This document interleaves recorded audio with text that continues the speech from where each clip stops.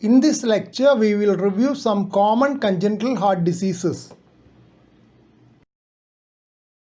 Congenital heart disease can be broadly classified into cyanotic and acyanotic. Acyanotic congenital heart disease can be further subdivided into left to right shunts, obstructive lesions, and a miscellaneous group. Please subscribe to this channel for future updates. Click on the subscribe button. Press the bell icon after that for all updates.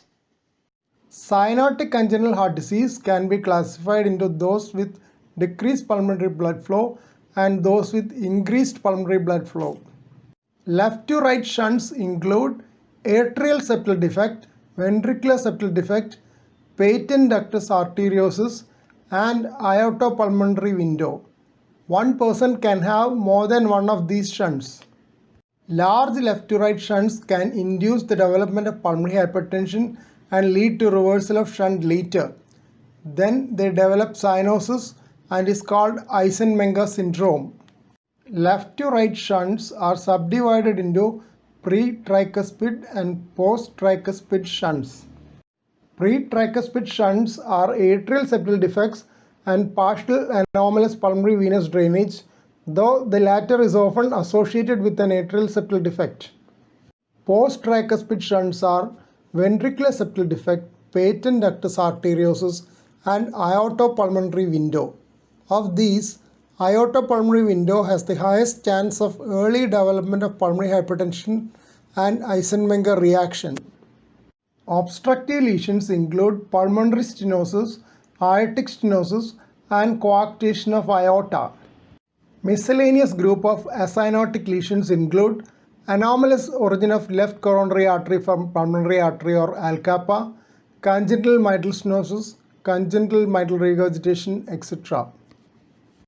Cyanotic congenital heart disease with reduced pulmonary blood flow are those with tetralogy of Fallot-like physiology. Basically, all these conditions have reduced pulmonary blood flow due to subpulmonic obstruction.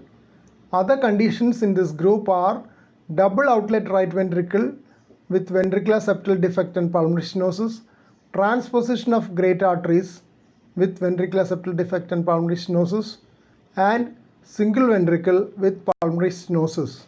Congenital heart disease occurs at a rate of 0.8 per thousand live birth. They are common in premature babies, with most of them having a patent ductus arteriosus. In mature babies, the commonest congenital heart disease is ventricular septal defect if bicuspid aortic valve is excluded. Maternal diseases like rubella can contribute to congenital heart disease.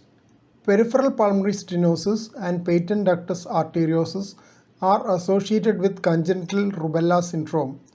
Ebstein's anomaly of the tricuspid valve has been described in infants of mothers who receive lithium therapy during pregnancy. Please don't forget to subscribe to this channel for future updates and click on the bell icon for all updates. Thank you.